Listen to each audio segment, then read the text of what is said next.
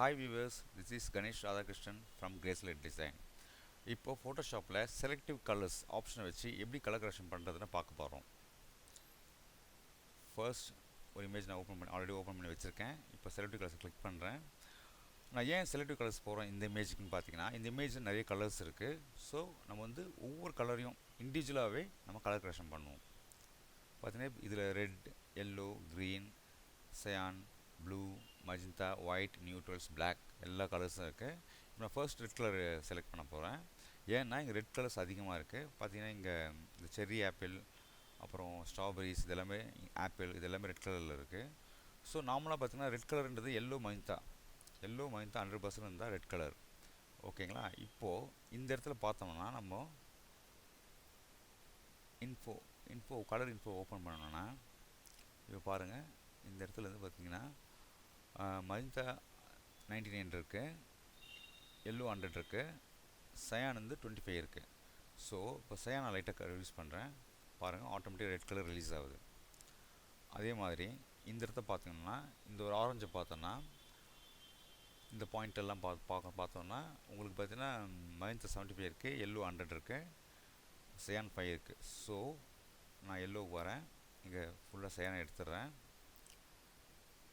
Plus மஜந்தாவை லைட்டாக add பண்ணிக்கிறேன். ஏன்னா இங்கே அந்த ஆரஞ்சு ஸ்டோன் வரதுனால மஜந்தா ஒரு 20 ஆட் பண்ணுறேன். ஒரு 20 இங்கே ஆட் பண்ணிக்கிறேன். நெக்ஸ்ட் நான் என்ன பண்ணுறேன்னா இப்போ க்ரீன் கலருக்கு போகிறேன்.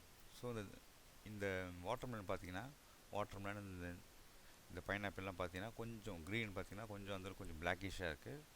ஸோ க்ரீன் காம்பவுண்ட் பார்த்தீங்கன்னா சயானும் எல்லோவும் தான் சேர்ந்தது தான் க்ரீன். ஸோ நான் மஜந்தா இங்கே ரெடியூஸ் பண்ணுறேன். இந்த இமேஜில் பாருங்கள், ஆட்டோமேட்டிக்காக உங்களுக்கு மஜந்தா கலர் ரிலீஸ் ஆகுது.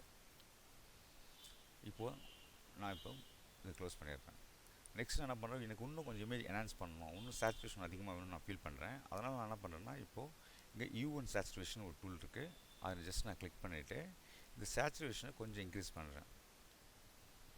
உங்களுக்கு பாருங்கள் டிஃப்ரென்ஸ் தெரியும். ஃபுல்லாக இருந்தால் இப்படி இருக்கும். ஸோ எனக்கு அவ்வளோ வேண்டாம். ஸோ ஜஸ்ட் நான் என்ஹான்ஸ் பண்ணிக்கிறேன். இப்போ பார்த்தீங்கன்னா இந்த ரெண்டு லேயரையும் ஷிஃப்ட்டை பிடிச்சி கிளிக் பண்ணிவிட்டு இந்த மெனுவில் குரூப் ஃப்ரம் லேயர்ஸ்ன்னு க்ரியேட் பண்ணிக்கிறேன். ஒரு குரூப்பாக நான் க்ரியேட் பண்ணுறேன். இப்போ அதுக்கு கலர் கரெக்டர் அப்படின்றத டைப் பண்ணிவிட்டு ஓகே பண்ணிடுறேன்.